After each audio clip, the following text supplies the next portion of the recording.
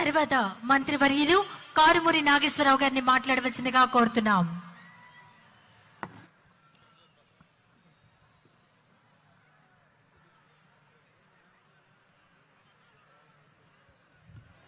వేదికను అందించిన పెద్దలందరికీ, ఇక్కడికి విచ్చేసిన అక్కలు, చెల్లెళ్ళు, అన్నలు, తమ్ముళ్ళు అందరికీ ఈరోజు అభినవ్ అంబేద్కర్ గారి కింద బేస్ తోటి విగ్రహంతో 206 అడుగులు విగ్రహాన్ని ఏర్పాటు చేసిన మన గౌరవ ముఖ్యమంత్రి గారు మనందరి తరపున ప్రత్యేక కృతజ్ఞతలు తెలియజేస్తా ఉన్నాను.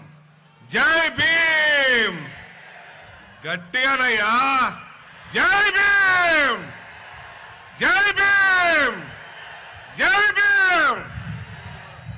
ఈరోజు చెప్పారంతే చేస్తారంతే.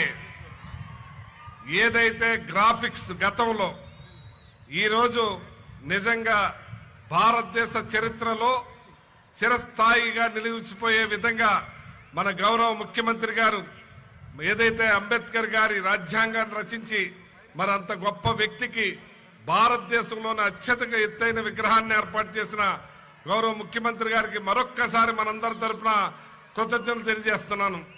మరి ఇవాళ రాజ్యాంగాన్ని రాసి ఈ భారతదేశ చరిత్రలో మరి ఈ రోజున నేను ఒక జడ్పీ చైర్మన్గా, ఒక ఎమ్మెల్యేగా, ఒక మంత్రిగా మరి నాకు అవకాశం వచ్చిందంటే ఆయన రాసిన రాజ్యాంగం పట్లే అని చెప్పి ఈ సందర్భంగా మీకు మనవి చేస్తా ఉన్నాను. అటువంటి మహానుభావుడిని మన గౌరవ ముఖ్యమంత్రి గారు ఏదైతే చేశారో ఇది చరిత్రాత్మకమైన ఘట్టం ఈ రోజునని చెప్పి సందర్భంగా తెలియజేస్తున్నాను. ప్రతి ఒక్కళ్ళు కూడా చెప్తారంతే, తర్వాత కాలగర్భంలో మర్చిపోతారంతే. ఈయన ఏదైతే చెప్పారో అది చెప్పింది కూడా చేసిన గొప్ప ముఖ్యమంత్రి జగన్మోహన్ రెడ్డి గారు.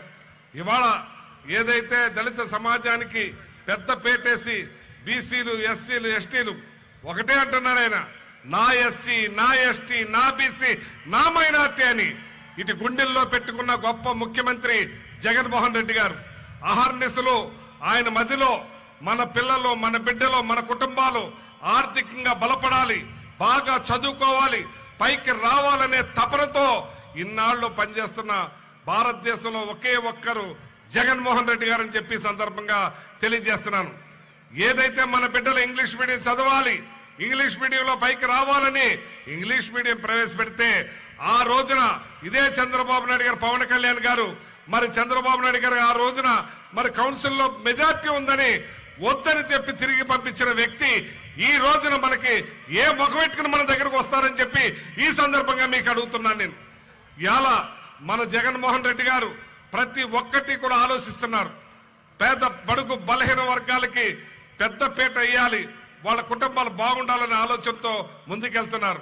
ఇవాళ పేదరికాన్ని భారతదేశంలో పేదరికం మంది నేను చెప్పే లెక్కలు నేను చెప్పినవి కాదు, భారతదేశ నీతి ఆయోగ్ చెప్పిన లెక్కలని చెప్పి 11.10% ఉన్న పేదరికాన్ని 6%కు తీసుకొచ్చిన గొప్ప ముఖ్యమంత్రి జగన్మోహన్ రెడ్డి గారు అని చెప్పి సందర్భంగా తెలియజేస్తా ఉన్నాను. మరి ఇంత గొప్పగా ప్రతి ఒక్కటి నేను గడప గడపకి వెళ్ళినప్పుడు అడిగాను. కొన్ని పేటల్లో వారపొట్టీలకు తెచ్చుకుంటారు, వారపొట్టీలు తెచ్చుకుని రోజు కడతారు డబ్బులు. ఏమ్మా మళ్ళీ వారపొట్టీలు తెచ్చుకుంటున్నారా అంటే ఆ పరిస్థితి లేదు, అలాంటి వాడు వస్తే మేమే తిరిగి ఇచ్చేలాగా మా జగన్మోహన్ రెడ్డి గారు చేశారని చెప్పి ఈ సందర్భంగా మీకు తెలియజేస్తున్నాను. ఇటువంటి గొప్ప ముఖ్యమంత్రి భారతదేశంలో ఒకే ఒక్కరని చెప్పి తెలియజేస్తున్నాను.